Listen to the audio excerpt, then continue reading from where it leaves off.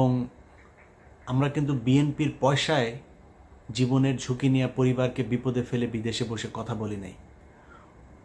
দুঃসময়ে যেহেতু বিএনপির সাপোর্ট নাই, সুসময়ে বিএনপির সাহায্য নিয়ে, বিএনপির কাছ থেকে টাকা পয়সা নিয়ে বিএনপির পক্ষেই কথা বলতে হবে, এটা আমাকে দিয়ে অন্তত সম্ভব না। ইনশাআল্লাহ আল্লাহ যদি মস্তিষ্কটা যদি ঠিক রাখেন, ওইটা আল্লাহর রহমতে কোনোদিন করব না।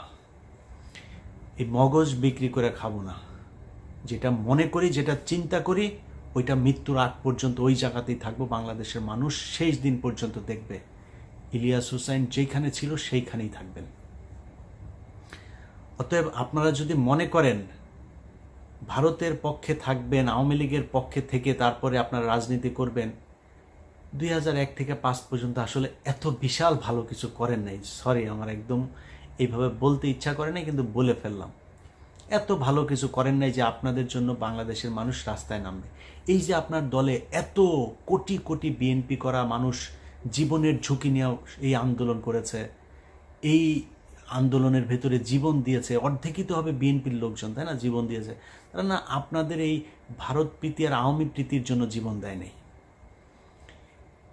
আপনারা যদি নাকি জনগণের সামনে স্পষ্ট করতে না পারেন, তাহলে আমরা কনফিউজড হব। আপনাকে স্পষ্ট একটা পক্ষ অবলম্বন করতে হবে। আপনি ভারতের পক্ষে, আওয়ামী লীগের পক্ষে নাকি না।